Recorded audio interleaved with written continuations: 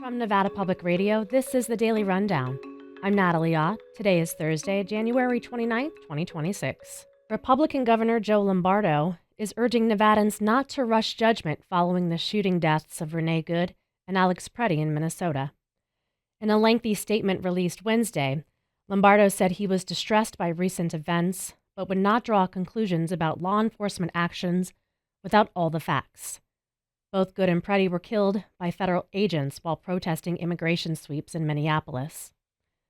A former police officer, Lombardo echoed President Trump's call for an investigation and said anyone found guilty of violating the law should be held accountable. He also reaffirmed his commitment to protecting the right to protest and peacefully assemble. The governor went on to restate his support for the administration's efforts to secure the border and remove violent or repeat offenders, quote, as swiftly and as safely as we can. The Food and Drug Administration has issued a nationwide recall of all ByHeart infant formula after botulism spores were found in the product. More than 50 babies in over a dozen states have been sickened. According to the Associated Press, 2 companies involved in production are pointing fingers at one another. The milk powder that tested positive came from milk supplied by Organic West Milk, a California company, and the company's owner says the contamination may have occurred during processing. That processing was done at a Dairy Farmers of America plant in Nevada. In a statement, the company emphasized that the positive sample was sourced from Organic West. The city of Las Vegas has issued its first permit for the Boring Company's transportation tunnel connecting the Vegas Loop to the Las Vegas Convention Center. The approval includes construction of the loop's first city station, located just north of the Strat. City officials say the project offers a new way for visitors to experience Las Vegas and could help ease traffic congestion. The Las Vegas City Council has expressed confidence in the system's potential benefits. State lawmakers, however, have raised concerns.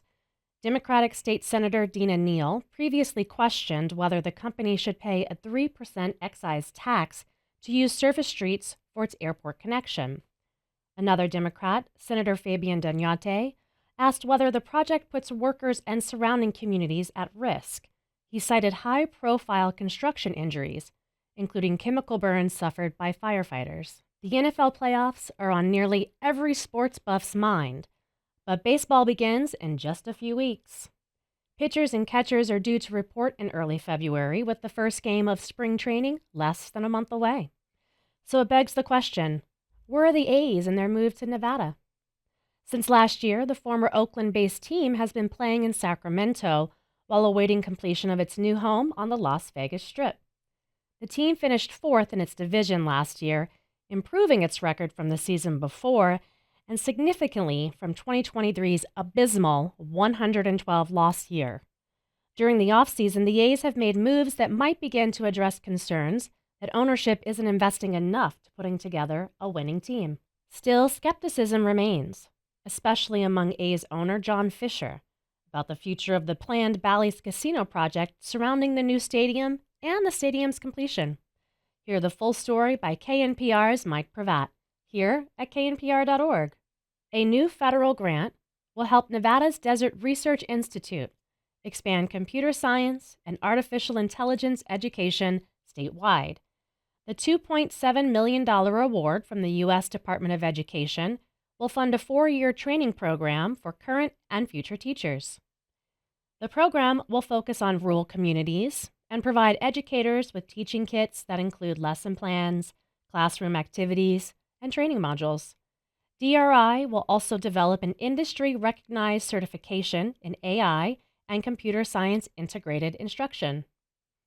Institute officials say the effort will reach nearly 1,000 teachers and more than 42,000 students, connecting them with curriculum materials and professional development opportunities. Scotty's Castle, a 1920s vacation home built for a wealthy couple and tied to a famous con man, is once again welcoming visitors in Death Valley National Park. The landmark closed 10 years ago after severe flash flooding caused extensive damage. And after years of repair, the National Park Service is now offering limited tours of the grounds. The castle, tucked into a desert hillside, is known for its larger-than-life Wild West story, complete with a search for gold, bandits, and a charismatic cowboy figure, even if some of the tale was exaggerated. The story of how it came to be in this extremely unlikely place is what makes it so special, said Abby Wines, acting deputy superintendent of Death Valley National Park. Officials say full reopening of the castle itself is still several years away.